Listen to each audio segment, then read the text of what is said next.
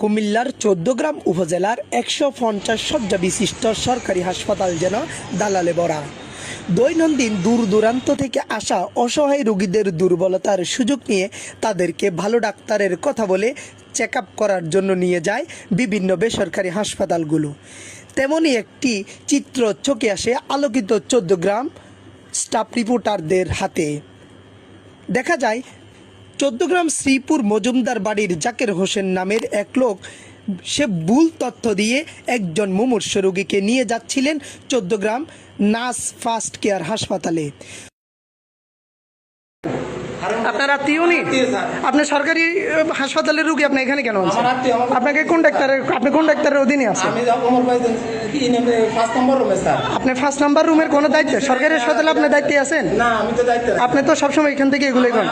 এখানে কোন দায়িত্ব, কোন ডাক্তারের কাছে আপনাকে কার কথা বলে আছে?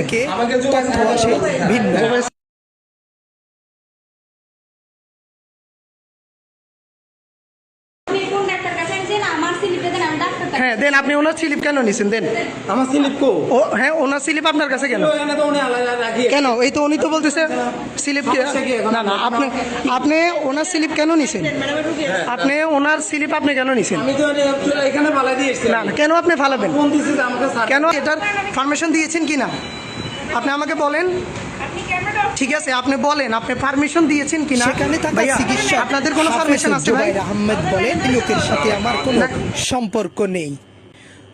দ্রুত এসে দালালকে নিয়ে যাওয়া হয় ১৪গ্রাম উপজেলা স্বাস্থ্য কমপ্লেক্সের মেডিকেল অফিসার রশিদ আহমেদ চৌধুরীর নিকট।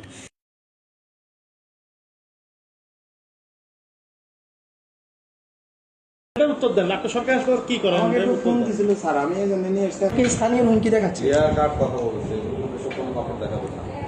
তাহলে আমি তো স্যার আমার খালামা ফোন দিয়েছে। অন্যায় কাজ করছেন, এটা স্বীকার করেন। আচ্ছা ঠিক আছে, আমি অনেক করছি। আপনাকে আমি অনেকবার হসপিটালে বেরিয়েছি। জি স্যার। হ্যাঁ আমি বলতেছি, আমার খালামাকে নিয়েছি, আমার অন্যায় আছে। উনি আপনার খালতো বোন না? আচ্ছা স্যার আমি নিয়েছি, ঠিক আছে, আর আসবো না স্যার। উনি আপনার খালতো বোন? হ্যাঁ। আবার মিথ্যা কথা বলেন। আমি ওই রোগীকে নিয়ে আসবো। অভিযুক্ত জাকির তাৎক্ষণিক শ্রীপুর ইউনিয়নের বড় ভাই সহ পরিচিত সাংবাদিকদেরকে জানান বিষয়টি। উপায়ন্তর না পেয়ে তিনি নিজেকে বাঁচাতে মেডিকেল অফিসার এবং সাংবাদিকদের পায়ে ধরেন।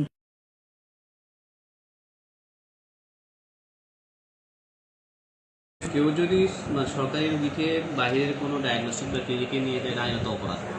আমি এর আগেও একবার এই বিভিন্ন সময়, এর আগে যে আমাদের জামাল ভাই অনুমোদন হয়েছিল, ১৯ সহ আমরা এখানে বিজ্ঞপ্তি জারি করেছি যে বহিরাগত কেউ এখান থেকে কোনো রোগী নেওয়ার জন্য